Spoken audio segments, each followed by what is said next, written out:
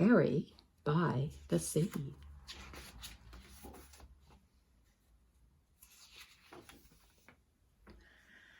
Harry was a white dog with black spots who liked everything about the seashore except the hot sun. One day, when the sun was hotter than ever, Harry looked for a shady place to sit. But when he tried to get under the family's beach umbrella, it was too crowded and the family made him leave. When he crawled into the children's sand castle, the walls fell in and the children chased him away.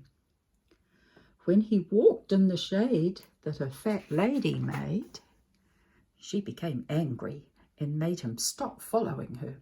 "Go away," she said. She was very annoyed. The sun was very hot and Harry had walked a long way from the main beach.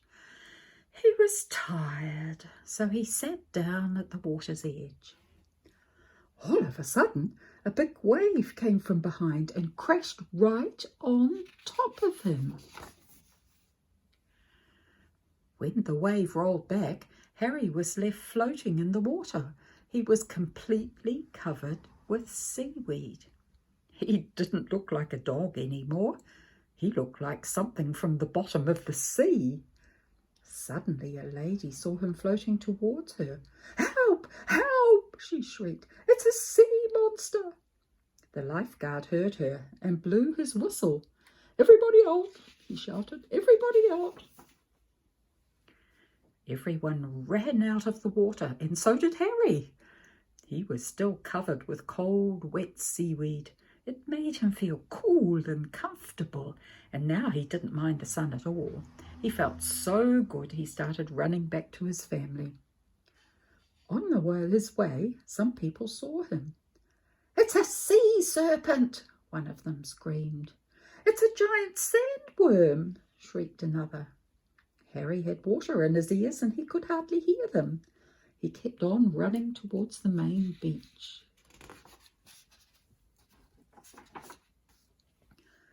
When he got there, Harry stopped and stared. Instead of just his family's umbrella, now there were hundreds of them. They were all striped just like his family's. Harry couldn't tell one umbrella from another. Suddenly, 2 beach attendants saw him. "My goodness," one of them gasped. "What's that?" "It's a bushy-backed sea slug," explained the other. They whispered for a moment, then they ran. Harry went from umbrella to umbrella, but he couldn't find his family. Everyone wore sun hats and sunglasses, and everyone used suntan oil, just like his family. Harry looked and sniffed very hard, but it was no use. He couldn't tell one family from another. Suddenly, 2 beach attendants came running back carrying a big litter basket. They ran towards Harry. "Stand back," one of them said to the crowd. "We're going to catch it and take it to the aquarium," said the other. Then they tiptoed right up behind Harry and raised the litter basket over his head.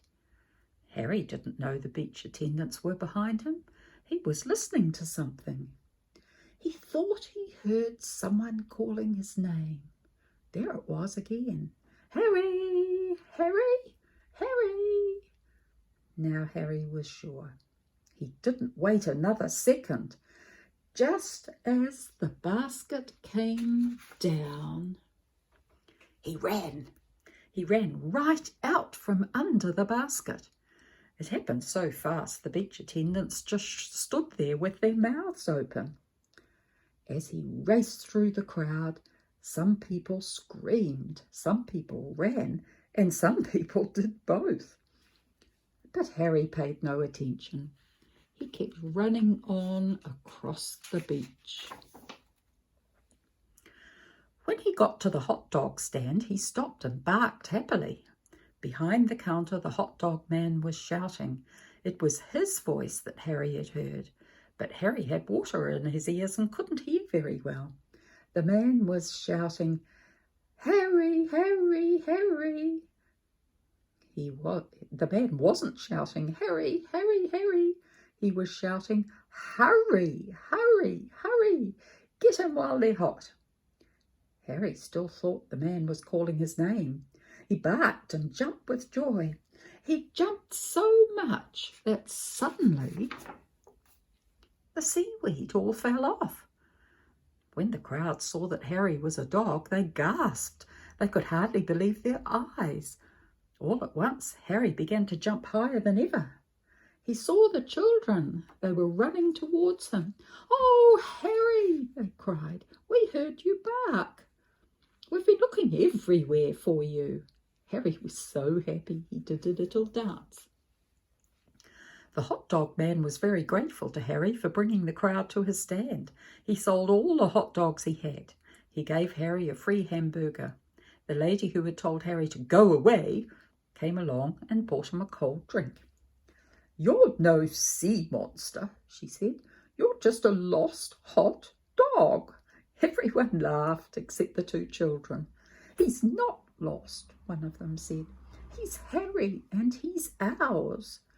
Then they hurried off to join the rest of the family. The next time Harry's family went to the beach, they brought a new umbrella. Harry liked this one very much. It was white with black spots. No matter how crowded the beach became, it was easy to find. And best of all, it was big. And when the sun got very hot, there was room underneath for them all. The end.